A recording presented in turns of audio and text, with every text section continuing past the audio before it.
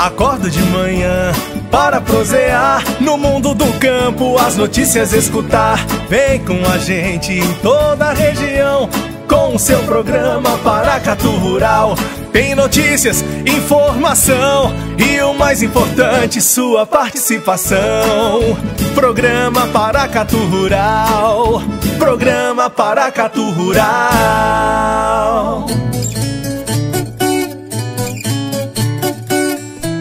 O cavalo Campolina surgiu no Brasil e foi selecionado pelo fazendeiro Cassiano Campolina em 1870. Ele era fazendeiro, era rico, inteligente e apaixonado em criar cavalos. Cassiano, ele ficou desgostoso porque ele perdeu uma cavalhada, que era uma famosa representação folclórica da batalha entre mouros e cristãos. E então, ele decidiu criar cavalos mais altos, fortes e de bom andamento para obter vantagem na disputa. E também para fornecer cavalos de boa qualidade para o Exército Real, cavalhadas, transporte puxando cargas no Rio de Janeiro, montaria e serviços diversos nas fazendas. Um dos maiores criadores da raça na região e também zootecnista, Vasco Praça Filho, Vasquinho, proprietário do Aras Solar da Lagoa, conversou com o Paracatu Rural. Ele contou mais um pouquinho dessa história do Campolina aqui no Brasil. Eu fico até com medo, porque estou do lado de Rodrigo, que deve ser quase 15 anos mais novo que eu, de ficar meio velho nessa entrevista falando da origem, né? Mas a raça é nova, então é uma raça mineira, né? Mas e o país nosso é um país novo. Assim, a nível de registro, o Campolina tem em torno de 70, 80 anos, né? Mas a raça começou, primeiro, os fazendeiros de Minas Gerais tinham interesse de atender a corte, a sede do governo do Brasil Império, na época principalmente Dom Pedro II. Então haviam duas frentes de criadores de Campolina e também de Mangalhar Machador. Uma frente na cidade de Entre Rios, que é a frente do Cassiano Campolina, que são herdeiros dele, a família Rezende. Eu vou explicar isso. E outra frente em um passatempo da família do saudoso Bolivar de Andrade. Esses fazendeiros, junto com Mariano Procópio, mais uns 10, 20 fazendeiros, depois Paulo Rocha Lagoa, Lema Bacena, Zé Eugênio Dutra Câmara, eles atendiam o mercado do Rio de Janeiro. O Rio de Janeiro era o maior comprador de cavalo no Brasil, de Dom Pedro II. Até nos anos atuais, o Rio de Janeiro ainda é um forte comprador. Então, o Rio de Janeiro comprava cavalos que misturava cavalo para viagens, mas cavalo para tração também, para levar carga, levar ouro, que tem peso, né, nos grandes carroções para a cidade do Rio de Janeiro, e levar iguarias de alimentação e tal. Então, o Cassiano Campolina, que a raça tem o nome em homenagem a ele, Cassiano Antônio da Silva Campolina, era um fazendeiro muito próspero de Entre Rios de Minas. Um fazendeiro extremamente habilidoso. E um zootecnista nato, onde ele misturava raças. Ele tinha boas relações fora do Brasil, então ele trouxe os cavalos como puro sangue inglês, anglo-normando, hanoveriano, e foi misturando com os animais locais. Esses animais locais eram a origem dos cavalos lusitanos da Península Ibérica, que em Portugal é lusitano, na Espanha é andaluz. Então ele começou a fazer isso, né? Há uma história que no momento da inauguração da estrada de ferro de São Brás do Saçuí, que é Luz de Minas, hoje distrito de Entre Rios, o imperador Dom Pedro II veio para a inauguração, amigo pessoal de Cassiano, e dois fazendeiros fizeram a encenação da luta entre os cristãos e os mouros, onde na realidade histórica os cristãos vencem os mouros. Mariano Procópio era o fazendeiro para representar os mouros, no afã da disputa vence Cassiano, que representava os cristãos. Dom Pedro II, religioso, né, naquele momento, e amigo de Cassiano, falou: eu vou te dar de presente um cavalo para você corrigir essa tropa, dar mais força para ela. E trouxe um cavalo que veio de Portugal, que teve o nome Cassiano pôs de Monarca, em homenagem ao imperador. Então Monarca, junto com Inglaterra, é uma égua natural dessa região de Entre Rios, começaram os primeiros Campolina. Então o Cassiano foi cruzando. E nessa época, junto com o Cassiano, lá em Passatempo, os Andrade trocavam cavalos. E foi misturando, inclusive, com Mangalá Machador. Então inglês, Mangalá Machador, anglo, normando, nadoveriano. Foi misturando esse coquetel de raça. Aí veio um cavalo de um circo, um cavalo bonito, um cavalo louro, foi usado. Um cavalo que veio de um circo europeu para o Brasil. E aí foi fazendo seleção. O Cassiano castrava os cavalos que não machavam e selecionava os machadores. A própria declividade de Minas Gerais fazia o cavalo dissociar, descer morro. Então aquele cavalo ia... A influência genética da seleção para a marcha, os cavalos mais macios viravam reprodutores azegos. Os cavalos duros eram castrados e usados para levar mantimentos para a corte do Rio de Janeiro. Cassiano, já doente, sem herdeiro, escreve seu testamento, deixando para Joaquim Rezende toda a fazenda dele, mais 250 mil contos de réis, todo o gado, várias fazendas ele tinha, desde que Joaquim Rezende construísse um hospital, que é o Hospital de Entre Rios de Minas, o Hospital Cassiano Campolina. É um hospital que até hoje atende toda a comunidade ali do Campos da Vertentes. Então o Cassiano era um zootecnista nato e um homem do social também. Então ele pensou nas pessoas. Então o Joaquim Rezende criou, e ele no testamento dele, no testamento que eu vou conseguir para você aí, França, naquela linguagem antiga, ele criou, inclusive, Rodrigo, que é médico, uma estrutura de um consórcio provedor do hospital. Ele criou quem ia, para onde o dinheiro ia, quem seria o grupo gestor, como é que eles iam aportar dinheiro, tudo isso num testamento de mais de 40 páginas.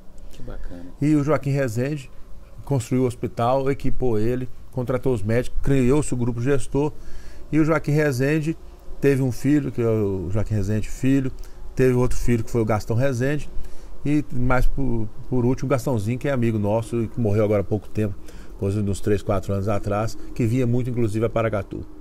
Então essa é a história. O Campolina nasceu para atender a corte do Rio de Janeiro, o comércio do Rio de Janeiro, e nasceu na disputa das cavalhadas entre os mouros e os cristãos.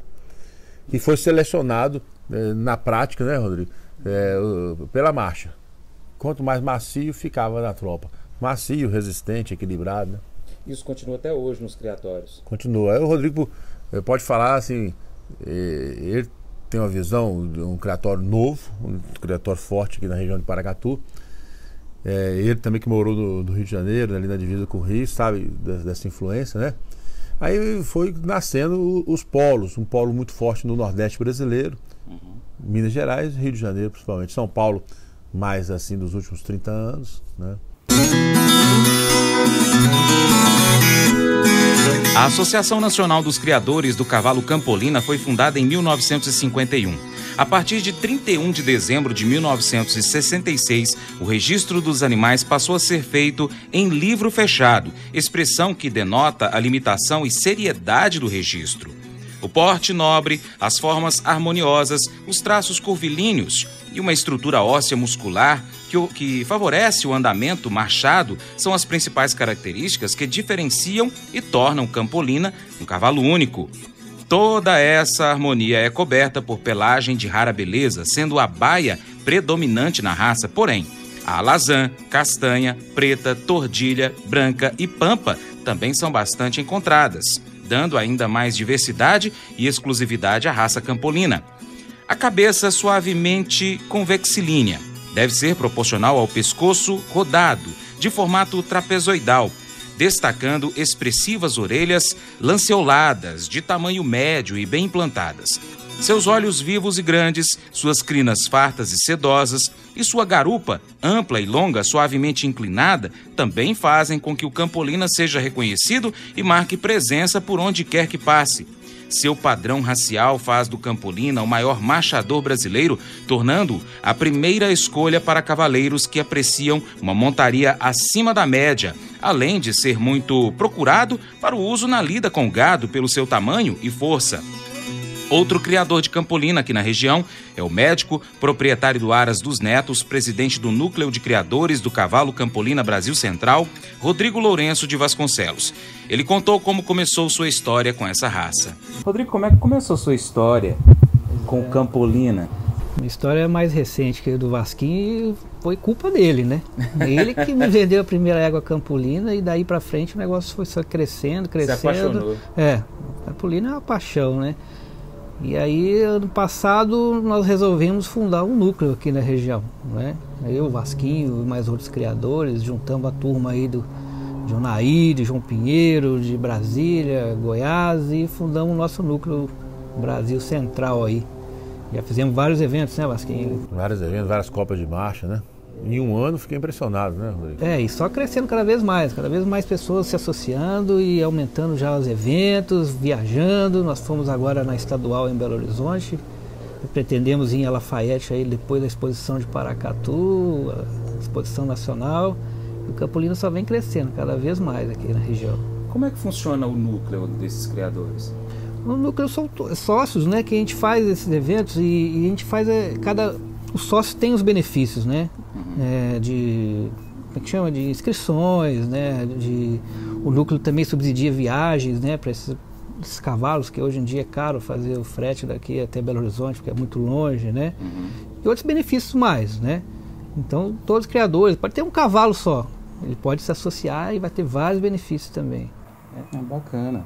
Bacana. É uma atividade aí que valoriza muito a raça e valoriza o criador, né? Com certeza. Cada vez mais o criador, criadores novos, né, Vasquinho? Cada vez mais chegando aí, gente nova.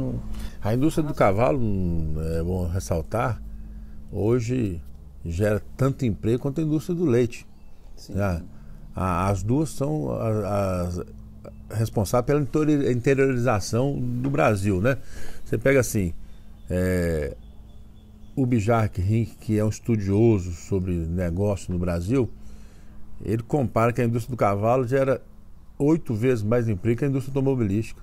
Porque você imaginar as fábricas de ração, as fábricas de remédios veterinários, as fábricas de celas, arriatas, chapéus, né, os funcionários das propriedades, o envolvimento desses criatórios, a adubação dos piquetes, a madeira tratada que o pessoal compra, madeira de floresta de transportes, os caminhões, é uma indústria forte. Tá? Agora mesmo a televisão, a Rede Globo tem mostrado, né? Em torno de 8 bilhões de faturamento desse negócio. Não quer dizer que o criador está ganhando dinheiro, não, mas está movimentando a economia. É a mesma coisa nós do leite, né? E são 5 milhões de propriedades produzindo leite para o Brasil. Se imaginar isso vezes 4, né? 20 milhões de pessoas envolvidas entre fábrica de sal mineral, ração, laticínios, né? Nós estamos começando uma exposição agropecuária aqui, que é realizada por uma cooperativa agropecuária de leite. Então esse negócio nosso do interior, o Brasil, quando ele olha para dentro, Francisco, aí eu quero realmente valorizar o Paracatu Rural. Eu tive o prazer de te receber na cooperativa quando você foi conversar comigo sobre o programa, e a gente conversou sobre o horário que ele devia fazer, e esse horário que você acertou em cheio. O Paracatu Rural vem valorizar a força do interior do Brasil, né? De cidades importantes como Paracatu, Unai, João Pinheiro, Coromandel, Passo de Minas, né? Essas cidades praticamente não tem crise, né? Porque elas estão fazendo o dever de casa delas direitinho, né? Produção com agroindustrialização, né? Mas eu vou dizer uma coisa pra você, viu?